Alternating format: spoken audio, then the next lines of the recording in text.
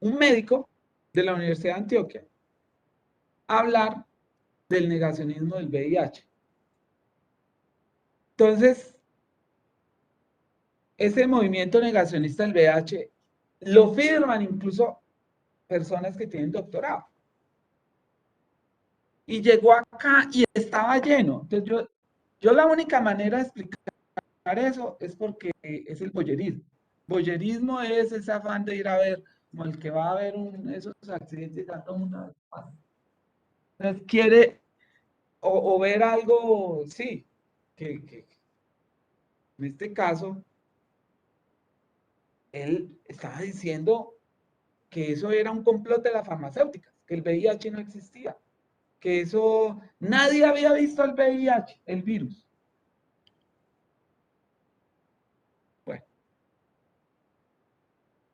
entonces, estaba lleno esto, allí, esa sala, el Auditorio Romano. Qué pena con ustedes, los recibí con los nombres pero a veces es que la historia hay que conocerla, incluida el profesor Román, fue un profesor nuestro, nos marcó mucho, él era psiquiatra y nos enseñó todo lo del, era de escuela psicoanalítica y eso nos marcó bastante, la verdad, y de acá salieron muchos, salud, salud. Bueno, entonces, no, el profesor, ahí ese auditorio, que eso es lo increíble, que él era de muy rigurosos conceptos científicos y una facultad de ciencias de la salud, que venga alguien a decir que el VIH no existe, bueno, pero que diga por qué no existe, pero realmente era puro argumento de complot, de estos que ustedes saben que hay complot, todo es complot, y así, y estos. En Estados Unidos tienen estados donde les tienen que enseñar a los niños creacionismo. Entonces hay unas cosas que uno dice, pero estamos para atrás. Entonces, entonces aquí salimos en una marcha, la marcha de la ciencia en esa época, y uno de los carteles en Estados Unidos decía esto, es como decir, pero vean, ¿cómo así? ¿Por qué no se está creyendo en la ciencia? Gracias a ella ya no tenemos ya eliminamos la viruela en el mundo. El polio está prácticamente erradicado, solo queda Pakistán que no. Y en Siria por la guerra, volvió. También hemos logrado, o sea, tantos cánceres que son tratables hoy en día y hemos mejorado mucho la sobrevida del cáncer. Porque ustedes cojan un teléfono y ahora hacemos el ejercicio. ¿Eso de dónde vino? Por decir algo. Ustedes saben que gracias a la ley de relatividad de Einstein se pueden hacer viajes transatlánticos porque si no, no existiría el GPS. Las leyes de Newton funcionan hasta ciertas dimensiones, pero ya en la dimensión cósmica, de movimiento de planetas, etcétera, ya eso cambia y eso influye en ciertas propiedades que no siguen las leyes de Newton. Y las leyes de Einstein nos permiten que muchas cosas, que podamos hacer hoy en día muchas cosas.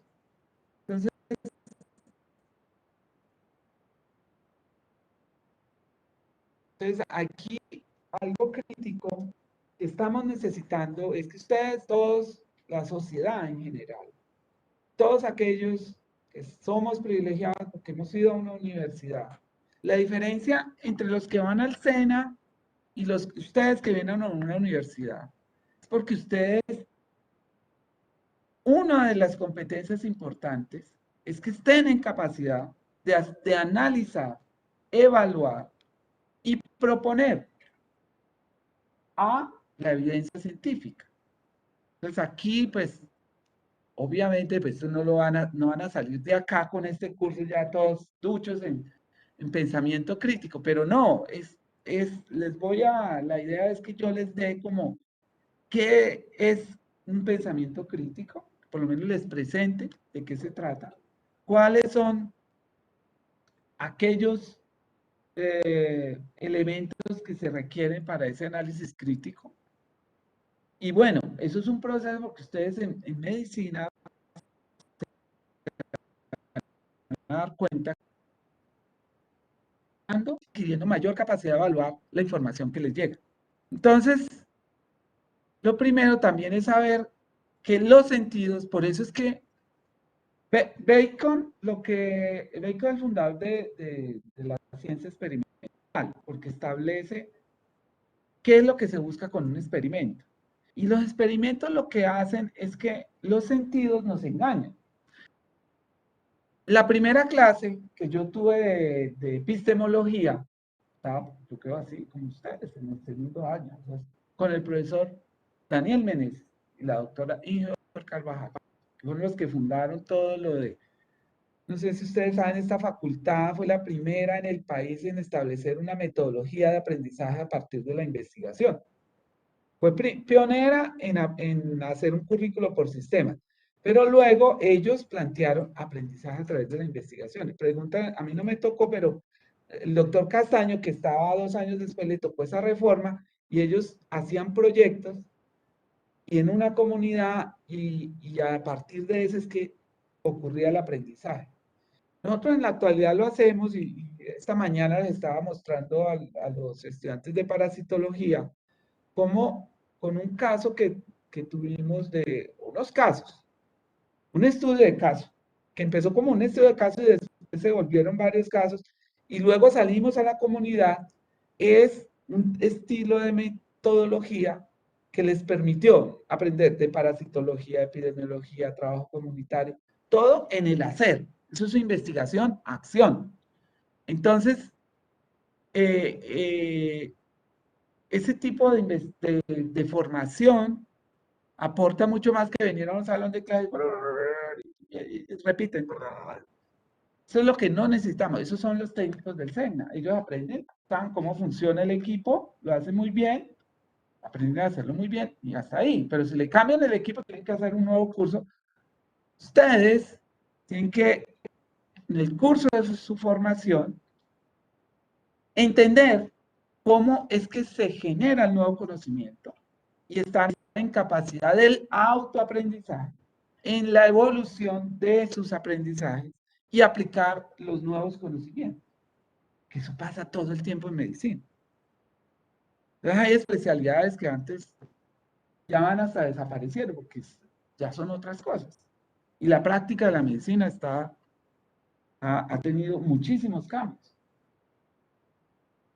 Es uno de los problemas, y les decía, de por qué requerimos hacer experimentos, es porque los sentidos nos engañan. Tenemos una percepción de la realidad que está limitada a la manera en la cual nuestros sentidos y nuestros saberes previos nos hacen, primero, tomar una información, evaluarla y sacar una síntesis, una conclusión.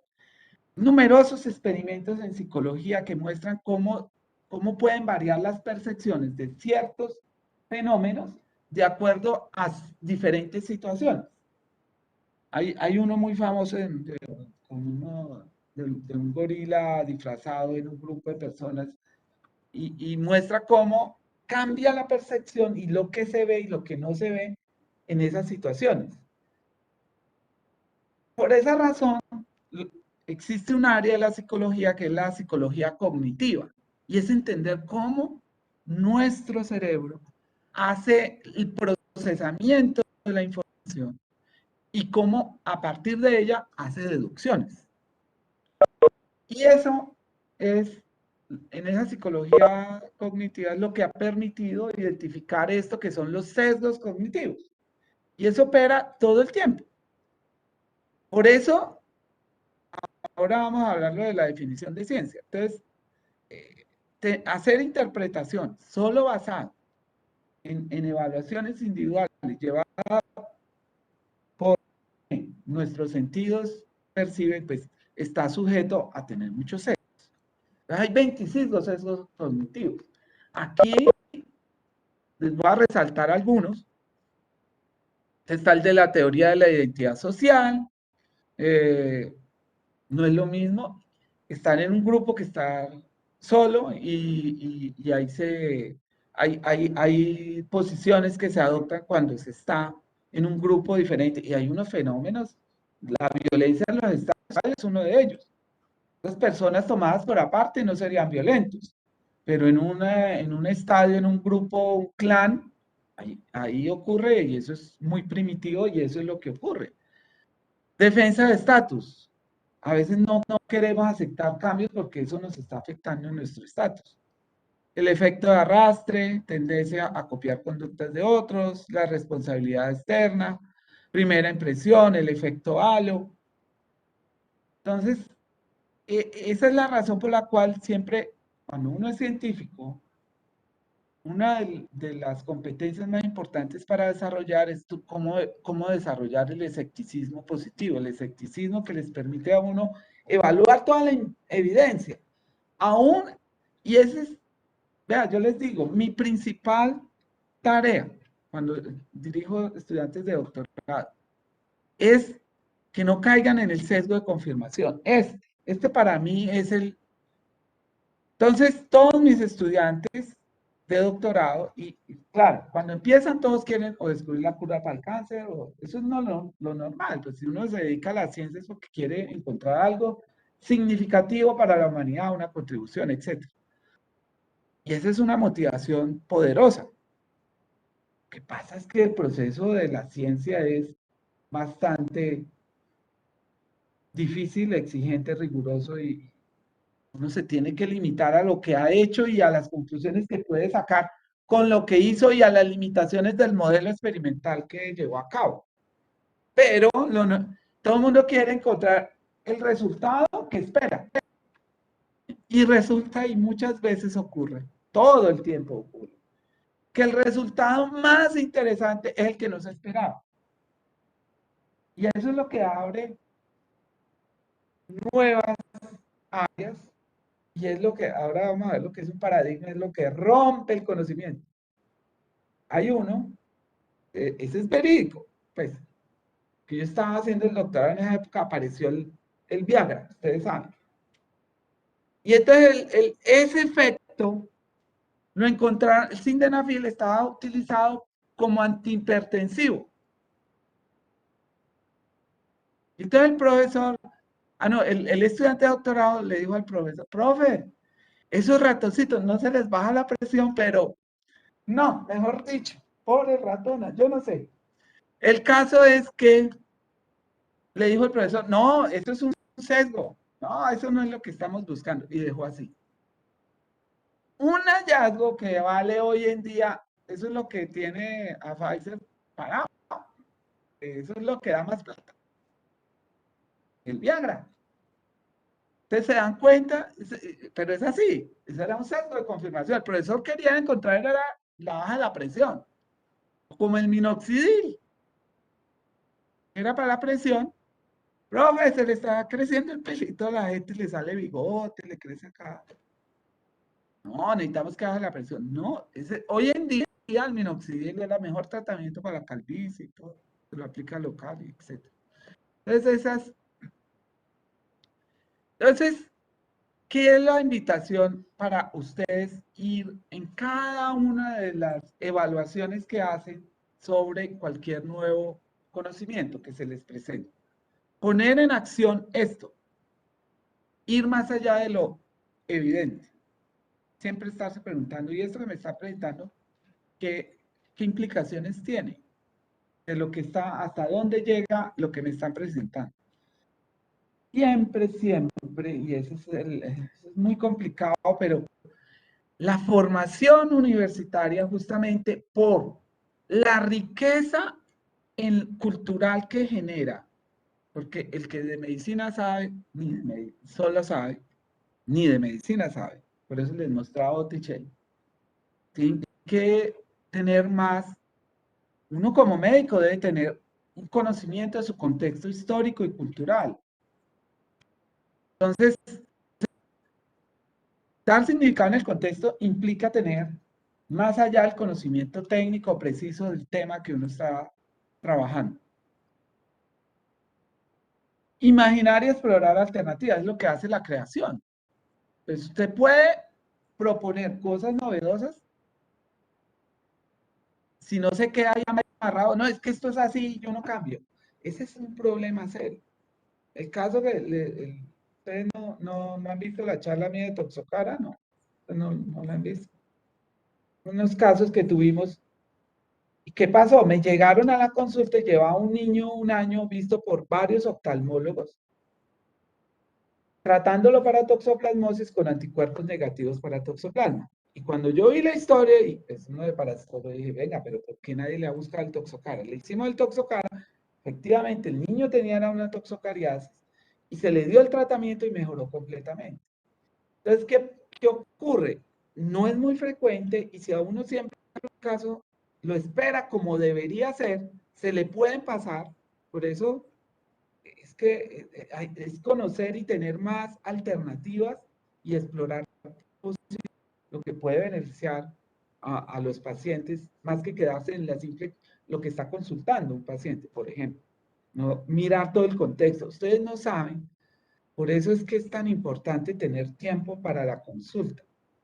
La cantidad de problemas, por no decir de errores, pero sí que llegan pacientes que han visto por mucho tiempo por médicos y simplemente ha faltado sentarse y hablar con las personas para tener una historia clínica completa y de contexto, porque el paciente no es solo, el paciente solo es su familia, su ambiente de trabajo, su vida social, entonces todos esos ambientes están incidiendo en la enfermedad. Entonces, si uno no tiene en cuenta eso, entonces sí, ese es un reto serio para la práctica médica. Y por último, lo de tener escepticismo. Es decir, pensar acerca de lo que se hace de manera crítica. Pero eso no es decir que todo está mal, no, es realmente tener argumentación. Entonces, aquí vienen esos componentes que son. Entonces, capacidad, y eso es, por eso, el nivel de pensamiento primario evoluciona hasta un nivel de pensamiento complejo en el momento en que es capaz de eso. Ustedes tienen una información, la pueden ubicar, categorizar, decodificar, qué es lo que significa, aclarar, parafrasear. La riqueza de vocabulario es clave, porque entre más vocabulario, más posibilidades tiene. Esa riqueza de vocabulario es crítica, es la que le abre a uno la posibilidad de poder, por ejemplo, explicarle a un paciente y poder entender y explicar los significados de la información que se da. Bueno, hay que tener capacidad de análisis, examinar las ideas, detectar argumentos, analizar los argumentos, de dónde vienen los argumentos, cómo se establecieron los argumentos. Eso es que, vean, ahí me llegan, ahora pues, me llegan a la maestría, estaba en clase de maestría. Y entonces llegan con una formación a veces que no busca desarrollar esto. Por eso de pronto acá en el programa ustedes, pues los que trabajamos en investigación, tratamos de mostrarles mucho más allá de lo que de pronto se ve en un libro, sino también en capacidad de hacer preguntas. Entonces yo le decía, usted llega acá, pero usted tiene que llegar no es el erudito el que necesitamos. Llega y bueno, yo le pregunto, defíname qué sea, y le repita uno todo y le lee el libro, sino que ten capacidad de analizar la información y de detectar dónde están los vacíos de conocimiento. Eso pasa todo el tiempo con los pacientes. Se enfocan en un síntoma y resulta que de pronto es lo que no presenta, lo que le está diciendo a uno que es lo que tiene el paciente. Eso es muy importante, pues hacer esa evaluación y la inferencia, deducir, ahí viene la etapa final de todo ese procesamiento de pensamiento complejo. Entonces, deduzca esa información, pero el problema es que eso requiere conocimiento de cada una de esas etapas que estamos viendo, porque necesita tener buena riqueza vocabulario, el significado de cada término, el significado de cada palabra. Cuando trabajamos con los filósofos es terrible, es el mejor ejercicio que hay. O sea, yo sí, casi que me ha tocado trabajar y eso es terrible, les cuento. Es una experiencia Porque cada vez que uno dice algo, ellos ahí mismo te lo ponen en cuestión, porque ese es el método socrático, además. Sócrates formaba y enseñaba a través de preguntas. Hay que saber cómo hacer las preguntas. Entonces, eso pone en sufrimiento a cualquiera. Entonces uno decía cualquier cosa y dice, ¿por qué dijo eso? ¿De dónde viene eso? Y uno buscando. Entonces, esa es toda esa información que le permite a uno desarrollar todo esto. La inferencia y también la explicación, porque si uno lo fuerzan, es forzado a dar explicaciones, pues, primero tiene que recurrir a un vocabulario muy amplio. Había un profesor de medicina interna que decía, no de la definición por decir, pues, defina qué hipertensión es la hipertensión.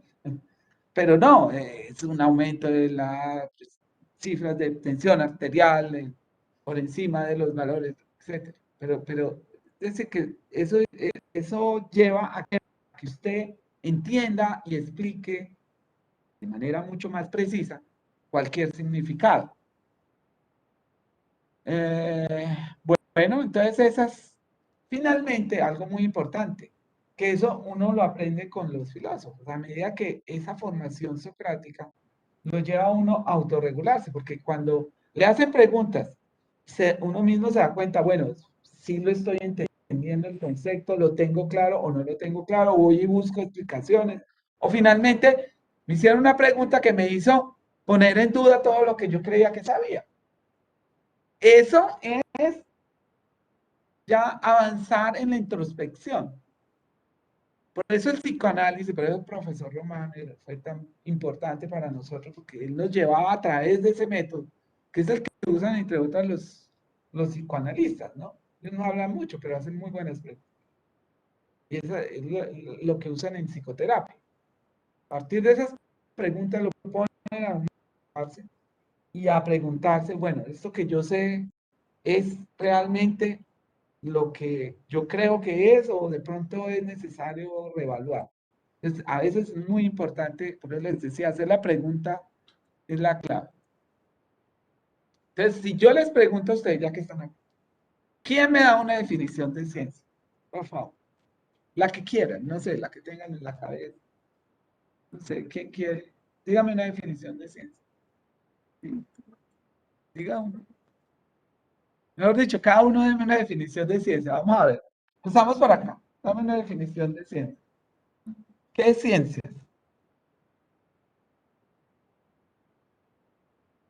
Valentina. Eso, Valentina. Empecemos con Valentina.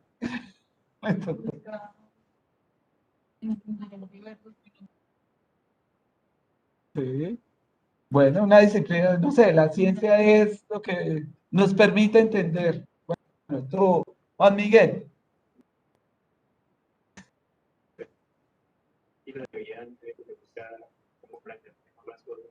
Bueno, ¿qué más? Digamos, yo, está muy bien. Cada uno de, lástima los que no están. De sus definiciones para que sirve la ciencia. Yo no les voy a aprender.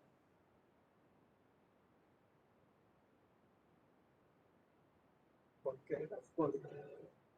Laura.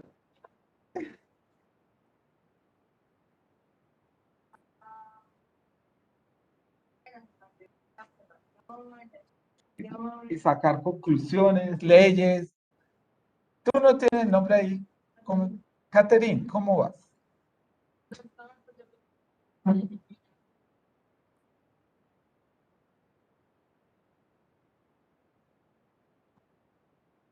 Bueno, y entonces, ¿qué es el método científico? Sigue contigo. Se prepara la de atrás. Cada uno va, se complementa la.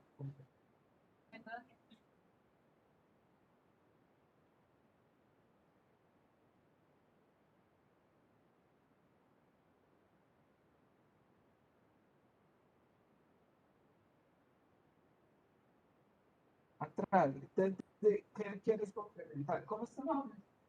Mariana, cuéntanos. Toca hablar con los compañeros. Método científico, ¿cómo lo?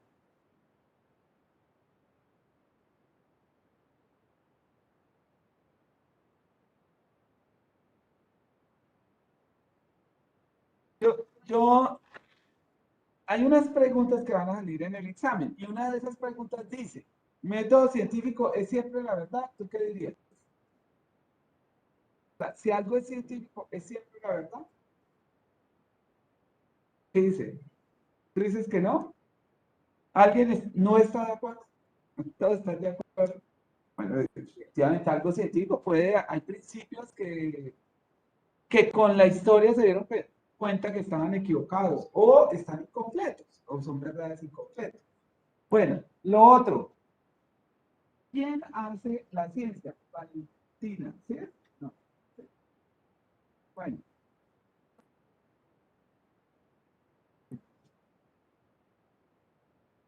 muy bien. Va a hacer preguntas. Pero a uno la gente hay algo que es, para muchos, yo les digo, pues cuando hago estas preguntas, surge mucho esto, que es un proceso sistemático. O sea, es como un conjunto de reglas. Pues resulta, si nadie, a ver, no sé, alguien de pronto, vamos a ver, le apuesta, les voy a mostrar la que de pronto es la que más me gusta, pero la última que les voy a mostrar allá. ¡Tarán! Entonces resulta, lo que uno menos se imagina es que la ciencia, finalmente, ¿quién define qué es algo científico? No, es una comunidad de personas, o sea, de científicos. Por eso se llama el valor de los pares.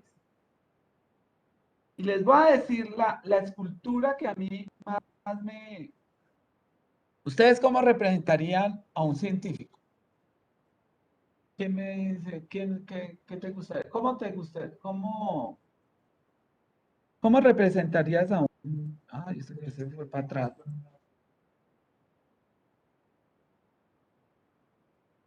Eso. ¿Qué más?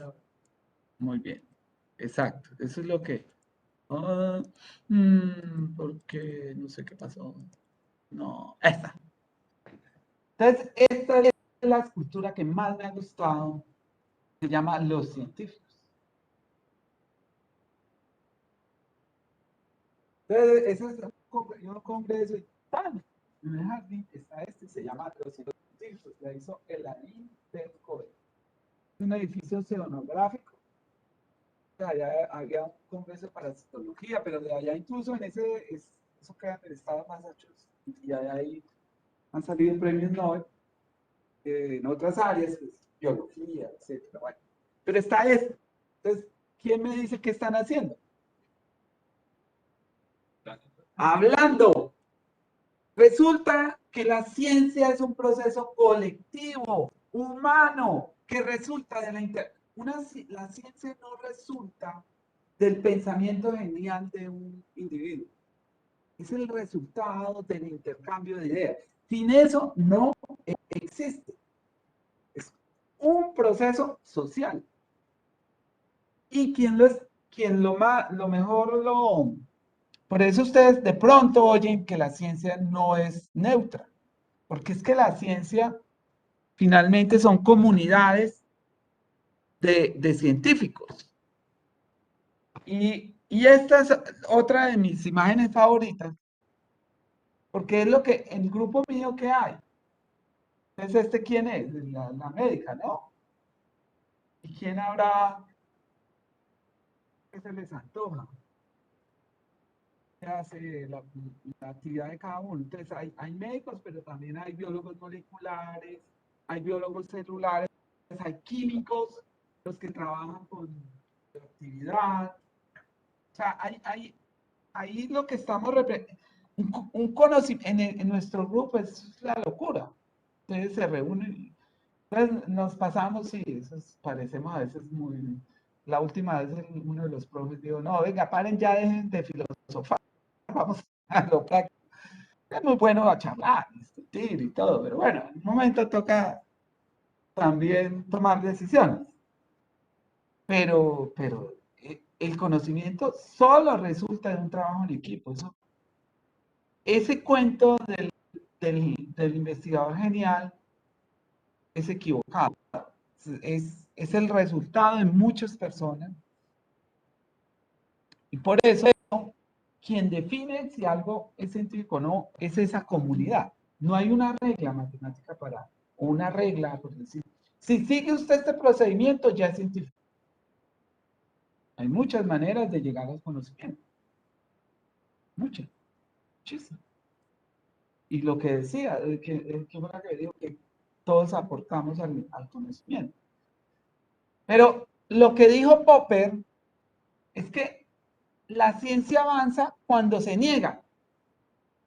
O sea, cuando en el momento en que Einstein dijo, venga, pero ¿cómo hace esas fórmulas de Newton no me permiten explicar el movimiento del planeta? Hay un error en alguna parte. Va a buscar, lo encontró a punta de fórmulas, buscando dónde estaba ese error.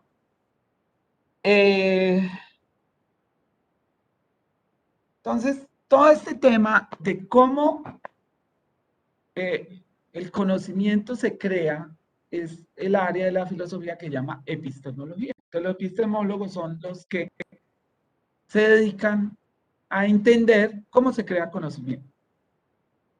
Entonces, la epistemología, a partir de ella ha surgido algo que los gobiernos y las instituciones requieren mucho y es la cienciometría. Saber, bueno, ¿cómo estamos en ciencia? Hay que medirla. Entonces, ¿cómo yo evalúo que la ciencia en Colombia funciona o no? ¿O cómo va? Y resulta que terminamos usando la bibliometría para ello. La principal herramienta para cienciometría es con base en la bibliometría, es decir, los artículos publicados. Todos esos artículos surgen después de una evaluación por pares. Y eso es lo que define. Y esos artículos van a revistas que deben cumplir unos criterios de procesos de cómo se evalúan esos artículos. Ustedes van a oír un hallazgo serendípico, yo creo en español no, un hallazgo por serendipia. Eso viene en un término de unas islas en Indonesia, unos dioses que iban de isla en isla haciendo hallazgos afortunados. Entonces es lo que dicen de que el azar ayuda a las mentes preparadas, que falsamente dice que se lo atribuyen a Einstein, yo no sé finalmente si son. Pero bueno, lo que sí es cierto toda la vida es que las ciencias son 99% transpiración y 1% de inspiración. Mucho trabajo. Así es como llegamos a descubrimientos. Y uno de los términos que van a oír mucho usado por los periodistas es el paradigma. Entonces, el paradigma, no sé quién me dice que le suena. Bueno, pero eso generalmente lo usan como modelo. Pero el paradigma es un momento histórico. Y adivinen quién se dedicó a estudiar la historia de la ciencia. Un físico. Se llamaba Thomas Kuhn. Entonces, profesor Corredor, para mí pues, el profe Carlos Corredor, ya fallecido y padre de la parasitología moderna en Colombia, tuve la fortuna de estar con él en la Universidad Nacional. Estábamos hablando algún día y me dijo, ¿quieres saber? Además que él amaba sí, tenía una dislalia. Y entonces, ¿quieres saber de dónde viene paradigma?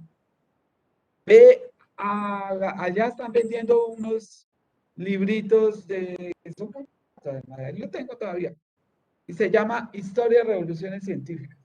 Cómprelo, léalo. Y efectivamente, es un físico, se dedicó a la historia, para entender cómo se hacían los descubrimientos en la ciencia.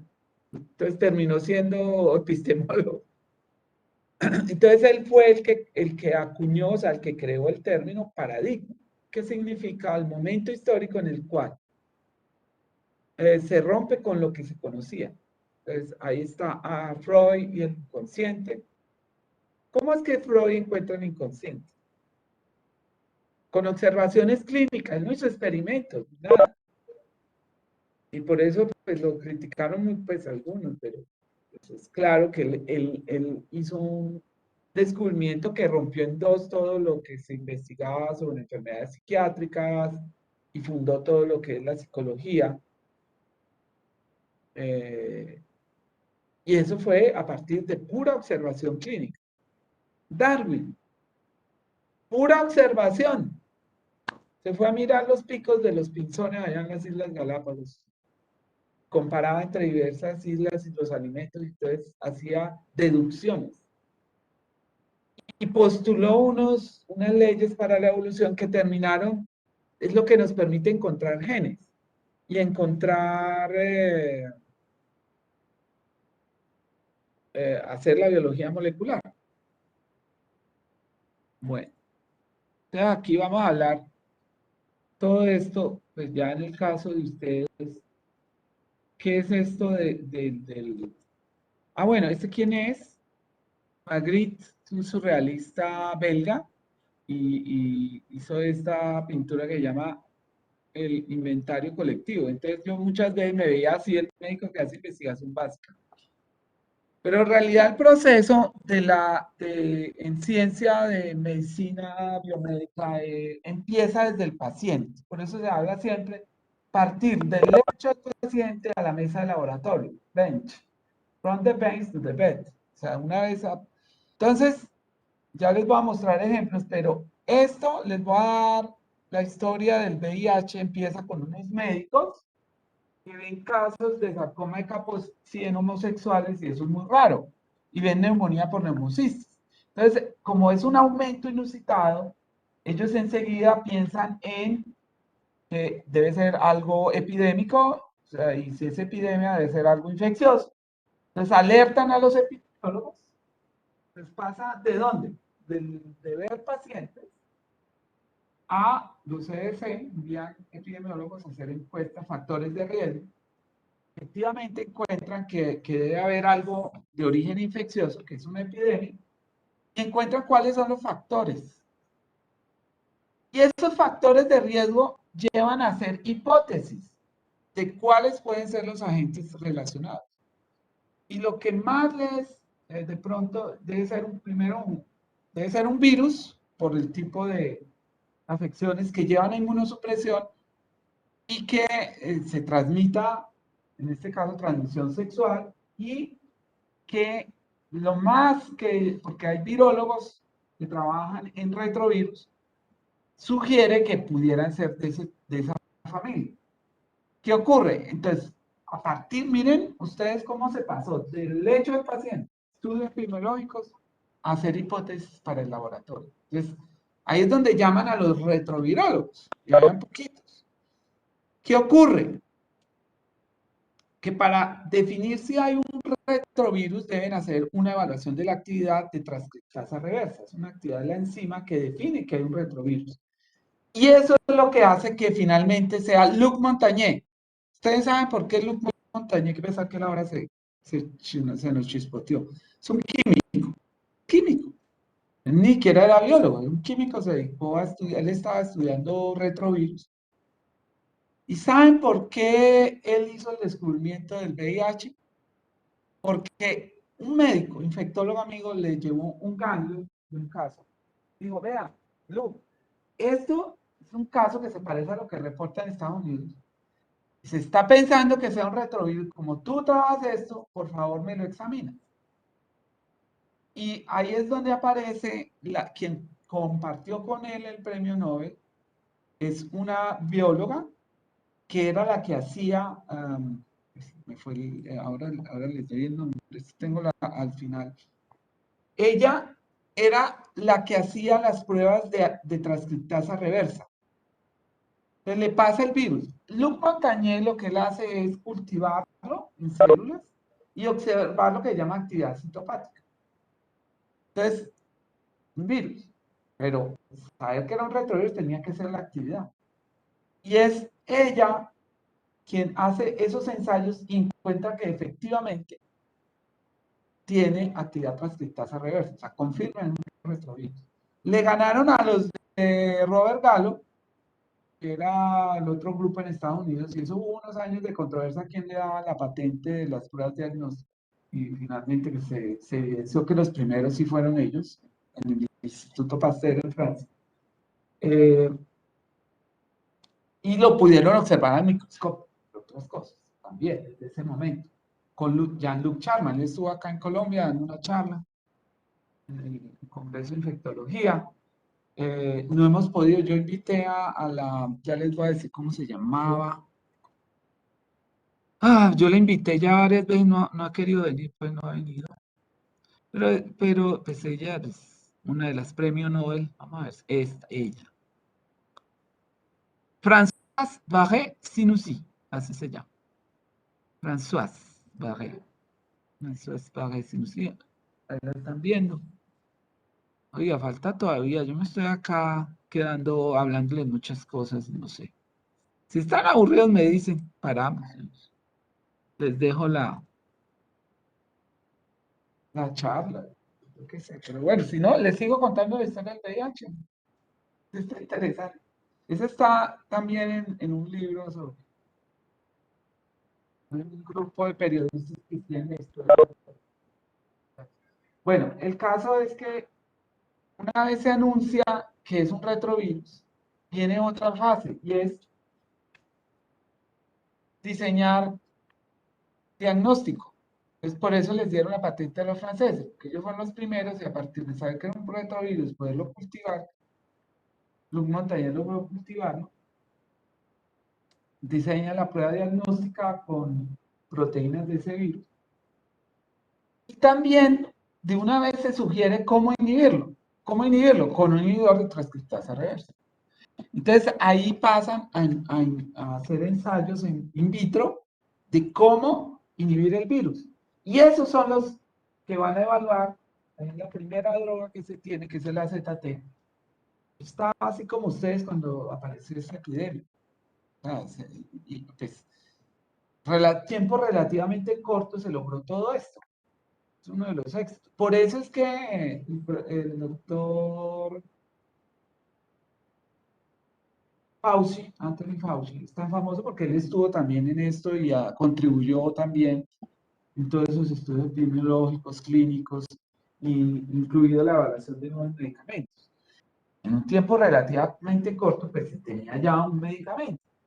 Lo que no se ha logrado hasta ahora es tener la vacuna, pero por lo demás ya hemos avanzado, ya se volvió una enfermedad tratable, curable, tratable, no curable porque no se erradica, pero por lo menos sí ya las personas no mueren como antes. Esto fue una causa de muerte muy grande, muy grande.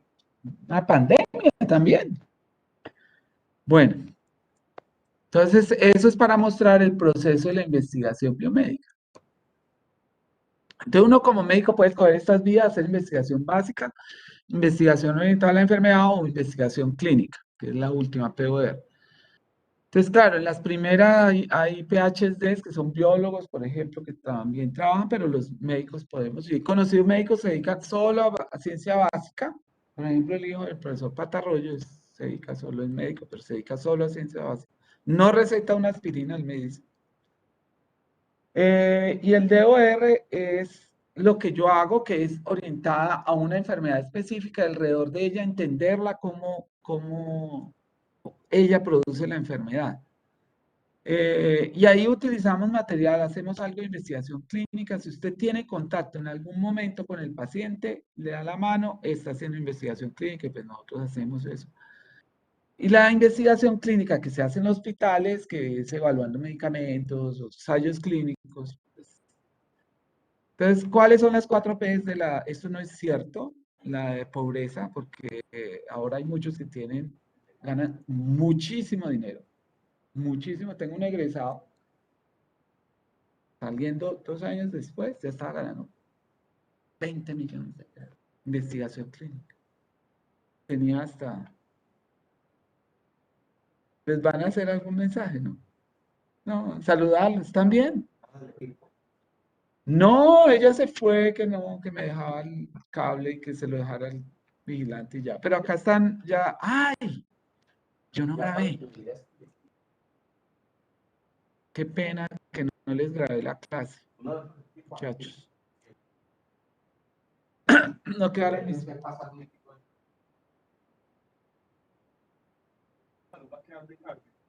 Sí, ese es el de ustedes. Siempre. Ah, era el de allá, sí, tiene razón. Este era de urinario. Ah, ya cambiaron. Ah,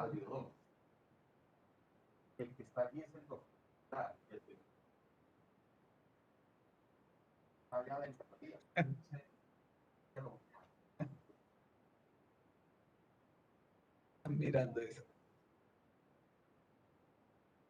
Lo importante es que nos dejen un salón, ¿sí? Vea, muchachos, no cabe. Bueno, pero ustedes anotaron, les dejo las diapositivas, está bien. Entre otras, quiero sacar un libro un día, pero pues, toca tener tiempo. Está el libro, este y el de medicina tropical, sí. Y actualizar el de molecular que se quedó, ya. Pero sí, esto mientras tanto, mientras las diapositivas, mientras sacamos un librito. Resulta que en Estados Unidos, si usted hace una especialidad médica, es muy costoso, queda endeudado. Horrible. De verdad que acá es como lo del sistema de salud de Colombia, en eso sí hay que decir. Por lo menos la gente no queda endeudada, pierden casas, familias. No sé, mi hermano le entendieron allá $10,000, todavía está pagando hace años. Eso es horrible. Le cobran a la gente, pierden sus cosas por el sistema de salud. Y los médicos también lo mismo. Se hacen entonces, siempre la lucha es buscar becas. Entonces, uno de los atractivos de hacer este programa es de ND-PhD es que se hace los 2 años de residencia clínica normal y hace 3 años de doctorado, haciendo una tesis, trabajando en un tema que sale a partir de la experiencia clínica. Entonces sale, por decir, infectólogo con doctorado, enfermedades infecciosas. Y esos son los que trabajan en las universidades. Lo mismo pasa en Europa. En Alemania, para usted ser profesor en universidad, tiene que hacer doctorado. Y en muchos países europeos es así. Que va a ser profesor, tiene que hacer doctorado. Sí. No solo investigación, no solo clínica. En, en Estados Unidos, terrible. Terrible, eso es carísimo. Pero lo que pasa es que ya les pagan ahí un salario, eso sí lo tienen. Pero sí, eso no es, pegan una endeudada. Hay que buscar becas. Y eso es lo complicado. El problema es que en Estados Unidos, en algunos estados, los hospitales dan títulos. Cual, pues, bueno, son muy... Entonces, esto que le estoy mostrando es lo que hay en prospecto para estimular a los médicos a que hagan doctorado. Entonces, yo se los muestro a ustedes para que vean que esa es otra vía, desde ahora, que vean. Ahí tengo 3 rurales en este momento. Pues, no, no hago sino decirles que es la vía del futuro, para que esta facultad crezca y todo. El hospital universitario debería estar lleno de esto. Que el hospital de tercer nivel debe hacer investigación. El problema es que no hay suficientes médicos que tengan la formación, investigación para hacerlo. Entonces, pero pues más allá de una parte, pues de que es muy importante tener médicos con doctorado, es para uno como médico, y eso sí se los digo de experiencia propia, es el mejor entendimiento de los problemas clínicos. Que a veces decía, no, es que usted va al laboratorio porque no le gustan los pacientes. No es por eso, es porque uno quiere entender mejor. Y ustedes cuando hagan investigación se van a dar cuenta. Pues por lo menos los rurales yo debería traerles que les cuenten las experiencias de ellos, pero cuántas cosas se dan cuenta de que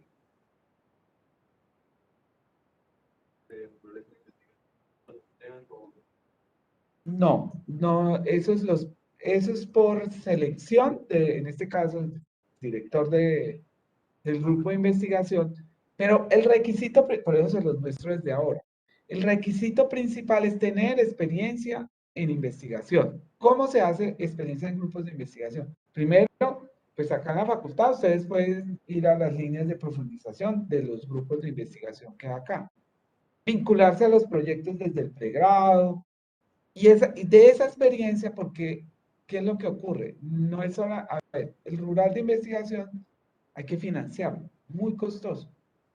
Esto vale más de 72 millones al año. Pero entonces, la manera de financiarlo es con proyectos.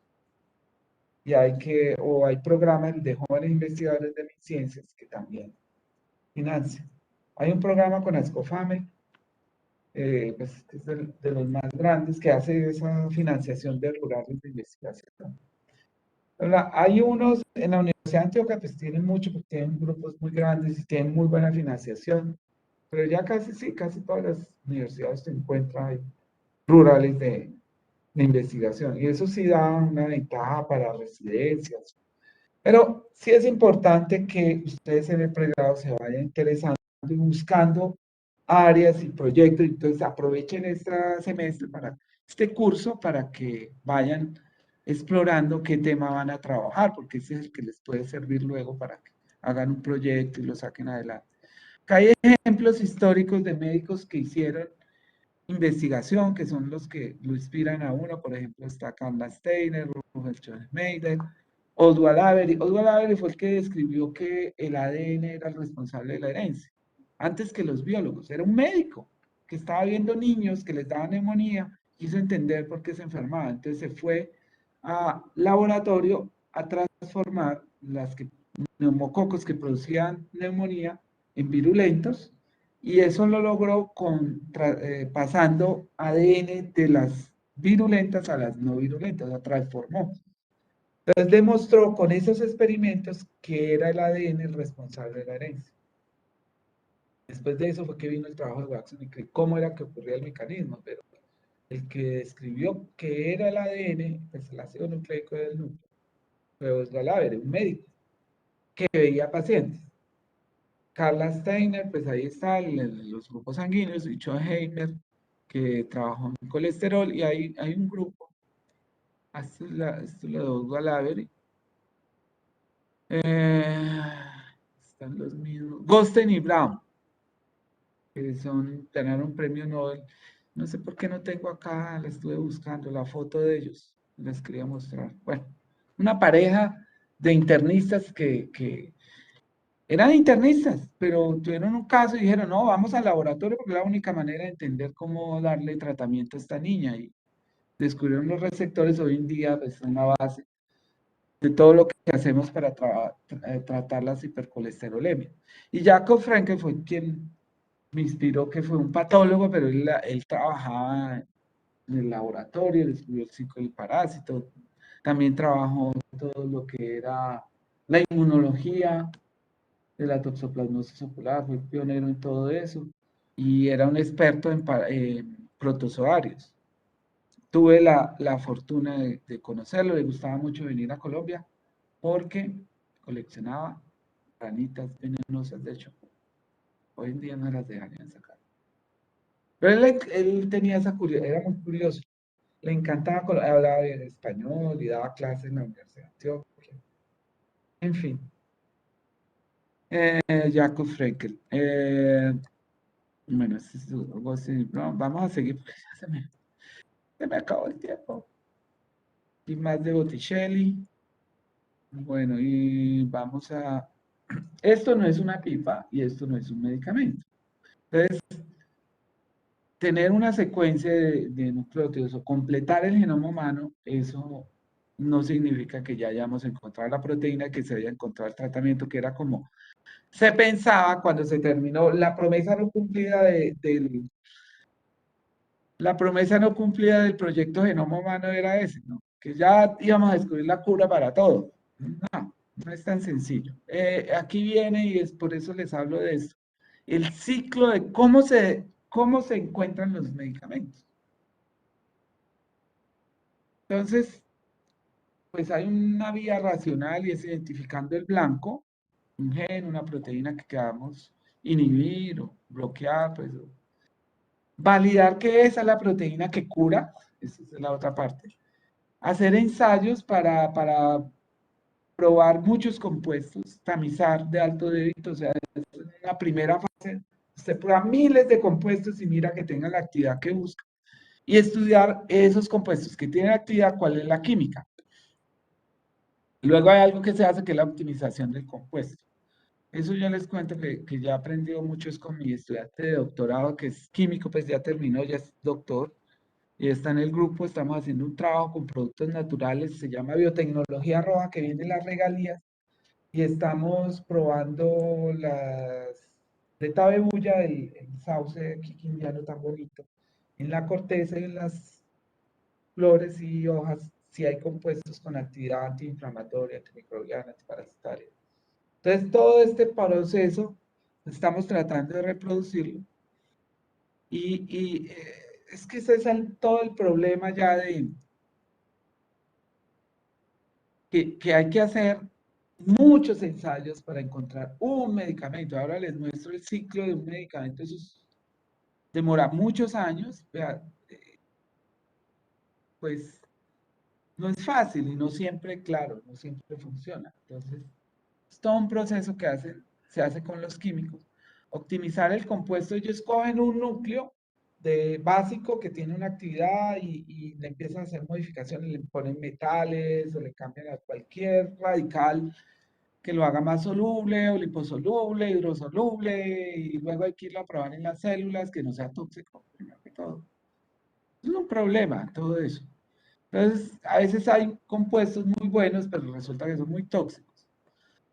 Bueno, esto es de los anticuerpos, que es la terapia biológica, que es una revolución, es un negocio, es un problema, y bueno, afortunadamente el anterior ministro de Salud sí tuvo esa valentía de poner un precio y decir, no nos sigan poniendo precios al tope, están abusando del sistema de salud, ese es un grave problema.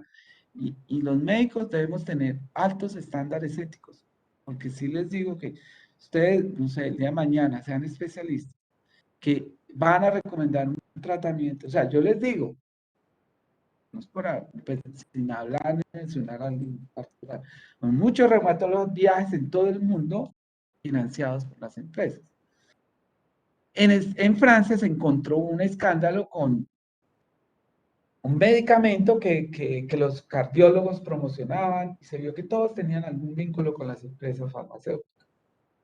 Entonces, de nuevo, los estándares éticos son claves para ustedes en su vida profesional.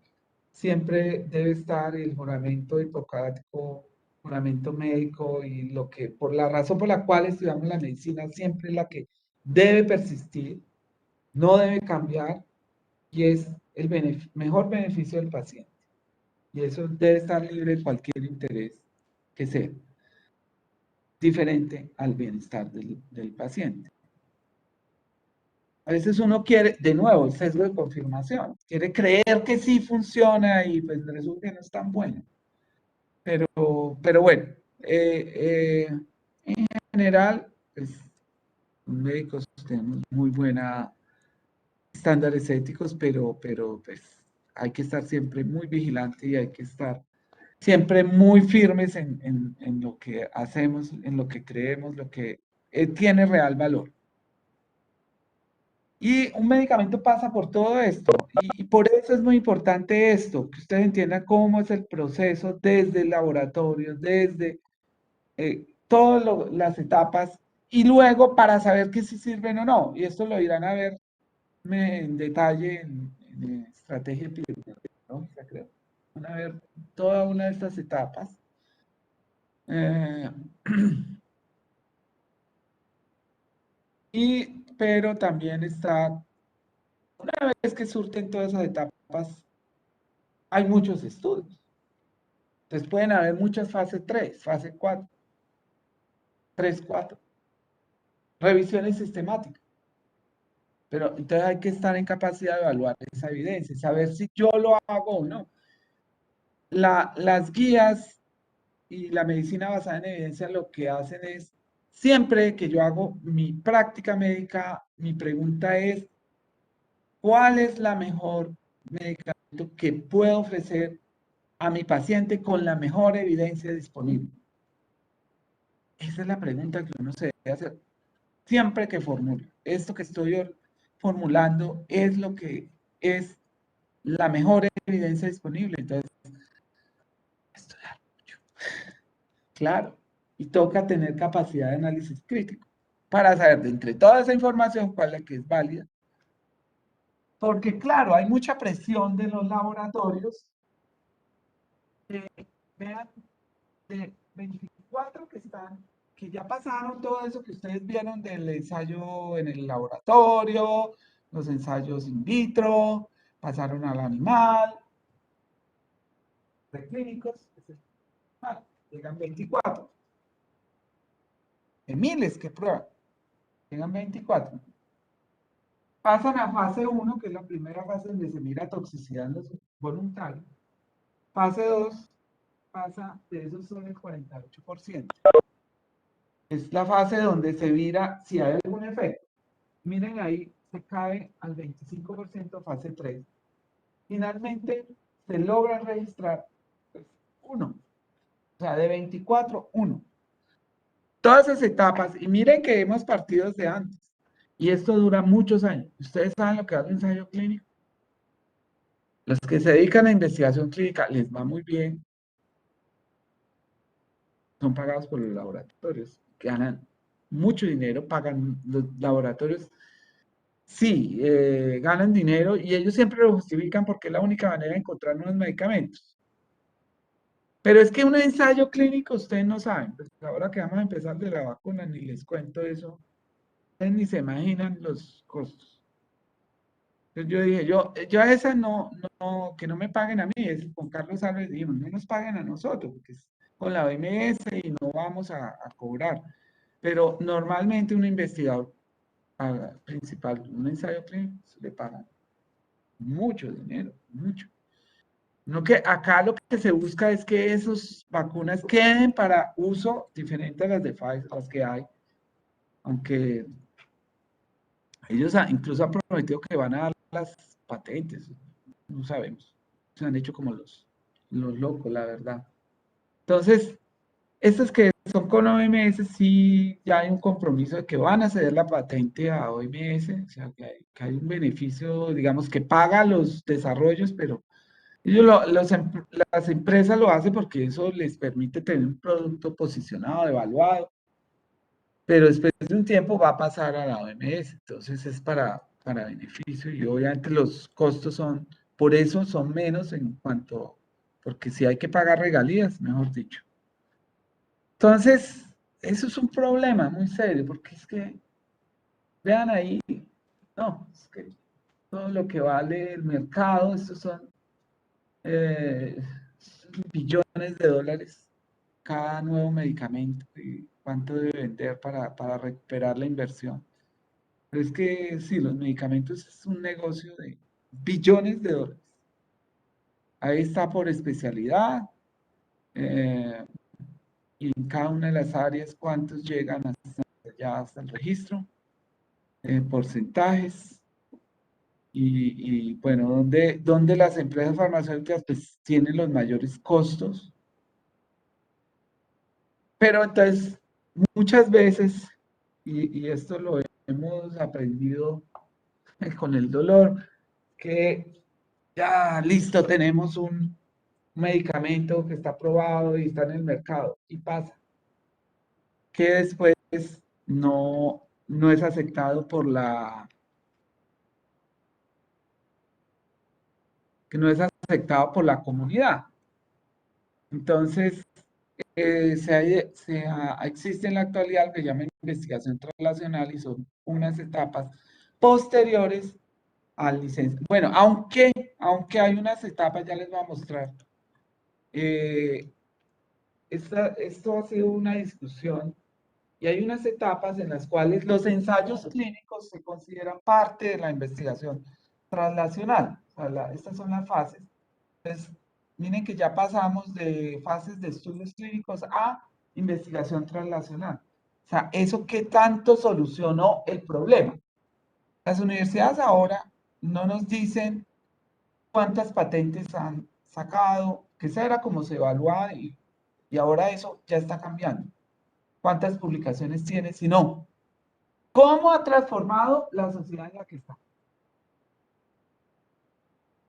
¿Cómo la ha transformado en que crear nuevas industrias, nuevo conocimiento, pero que sirva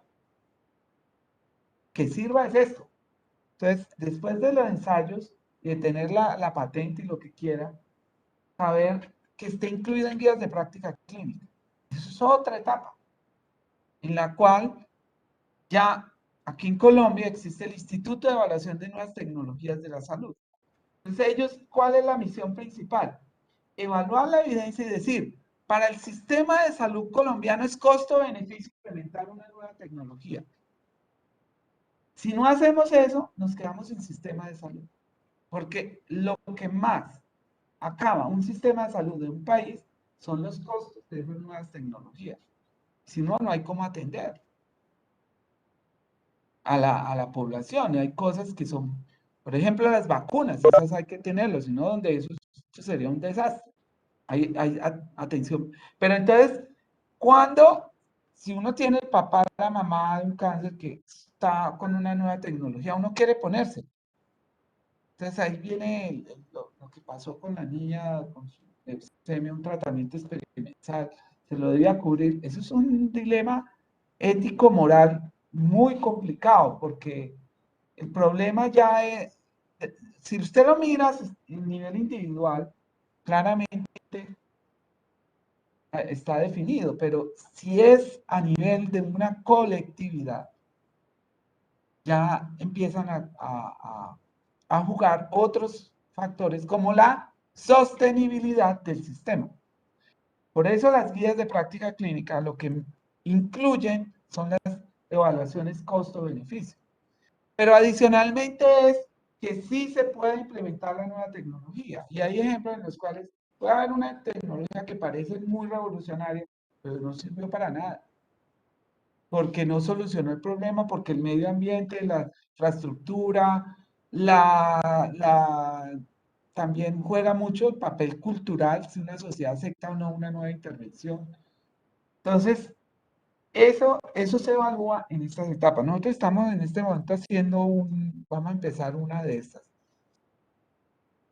Va a ser la primera vez que hagamos evaluación de tecnologías, pero ya es una nueva tecnología de diagnóstico. La pregunta es, ¿eso sí va a ser primero aceptado por el médico? ¿Va a poder aplicarse y va a poder lograr el efecto que se cree?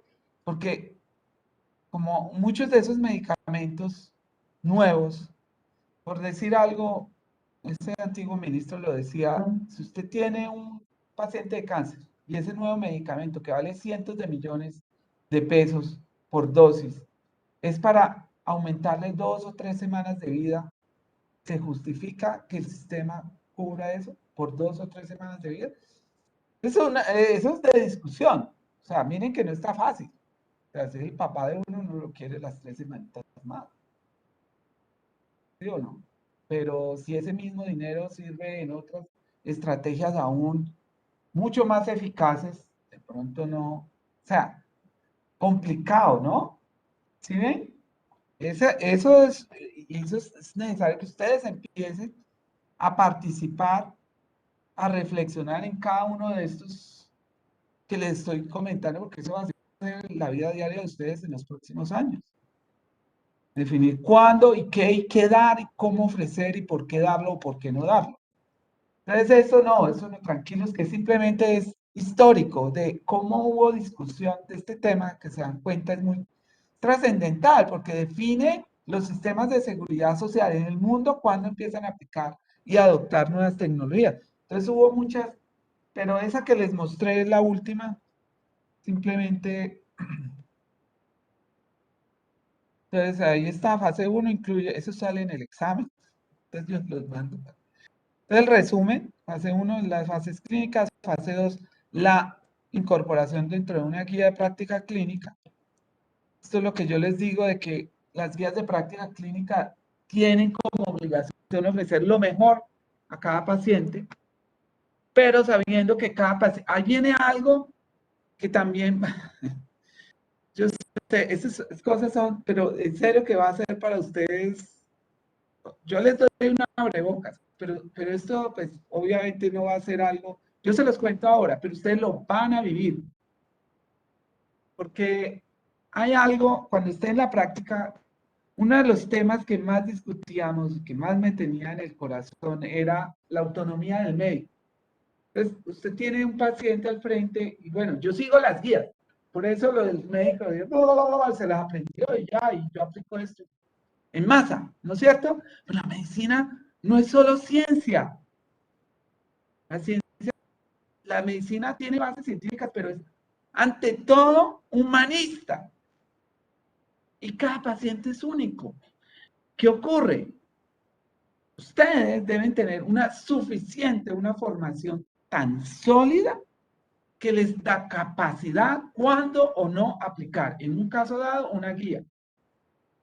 Tienen tanta autonomía. Cuando tengan su tarjeta y mis rurales ya iban a recibir la tarjeta. Les dieron la licencia 007. ¿Saben cuál es la licencia 007? ¿De qué estoy hablando? ¿Saben quién es 007? El agente 007. No, ¿en serio? James Bond. ¿Ah? ¿Cómo? James Bond. ¿Y qué es la licencia de James Bond? Exacto. Es como cuando le dicen a uno, aprendió a manejar, usted tiene un arma en la mano. O usted mata o se mata. Usted de médico tiene esa licencia. ¿Por qué? Porque usted debe estar en capacidad, en un momento dado, en la situación, en la competencia que tenga, ya sea como médico general, especialista, en el nivel que esté, que tenga esa licencia de la sociedad que se le da, para decir si yo le doy o no un tratamiento a un paciente. Si yo digo no hago la guía, yo debo argumentar. Y ahí es donde viene el famoso que, obviamente, eso es muy engorroso. Y pues, obviamente para todos los médicos, el MIPRES, el famoso MIPRES, que creo que le cambian el nombre ahora, pero es justificar cuándo dar un medicamento que no está dentro de las guías. Pero hay que tener fundamentación para hacerlo. Esa es la autonomía del médico. Pero se dan cuenta que la libertad se gana, por eso se dice, con la educación, con el conocimiento. Porque no puede ser un conocimiento simplemente aprenderse un libreto. No es un cúmulo de conocimientos. Es más bien esa capacidad que tiene usted de ejercer en libertad y autonomía. ¿Con base en qué? En criterios. Y miren que volvemos a lo que empezamos. Criterios de pensamiento crítico. O sea, es el pensamiento el que les va a dar la libertad, sí, pero requieren requisitos, conocimiento de comprensión de todo lo que son las bases fisiopatológicas de entender la enfermedad y entender también la farmacología. Yo lo que les digo es, vea, Paracelso lo decía, ¿ya? Nos van a echar. ¿Están aburridos? Pero Paracelso lo decía, todo medicamento es un veneno, hasta el agua. Usted sabe que hay intoxicación y que hay gente que se muere de tomar agua. Hubo un concurso, tomaron agua y se murió la señora intoxicada. Todo depende de la dosis. Entonces, ustedes tienen que tener sólido conocimiento en farmacología, saber qué es lo que dan, ese veneno que van a dar. Entonces, por eso es lo que les da la autonomía, el conocimiento. Entonces, esas son maneras de hacer guías, eso es otro cuento, eso lo verán en su momento. No me voy a demorar en eso, las fuerzas de recomendación, que tanto, que se queda mucho, ahí viene. Uno de los principales competencias que espero de ustedes al final es que estén en capacidad de manejar incertidumbre. Porque es que el problema y la angustia de uno, hay cosas que no sabemos completamente, que no sabemos a cabalidad. Entonces, saber cuándo hay esa incertidumbre. Entonces, por eso se hace esto que llama puntos de buena práctica, son recomendaciones de expertos. Entonces, no son camisas forzadas tampoco. ¿Qué pasa? Las recomendaciones, ojo a esto, una vez se los digo para que lo tengan en cuenta. Si usted no aplica una recomendación en un parto que hay que hacer el pinzamiento del cordón, como digan las guías, de acuerdo a la mejor evidencia. Si usted no lo hace, el niño se muere, le pasa algo, usted la lleva, gana la demanda la familia. Si usted sigue las guías y tiene todo el criterio para hacerlo, no tiene ningún problema. Entonces, si aplica algo por fuera de las guías, tiene que tener suficientes argumentos para defender, porque hay implicaciones legales. Entonces, hay que saber el veneno que uno da. Bueno, listo. No, al final es la fase 4, es toda la aceptabilidad que tiene la nueva tecnología y si es sostenible para una sociedad o no.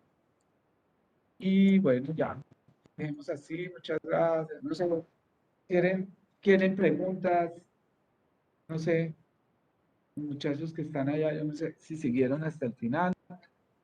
No sé, una pena que no les grabé.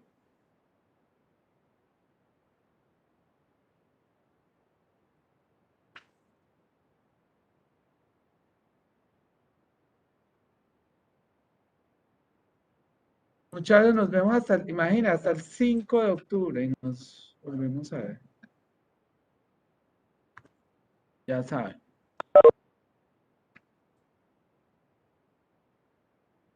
Bueno, va, chao, ya les voy a cerrar allí. ¿Alguna pregunta? No sé.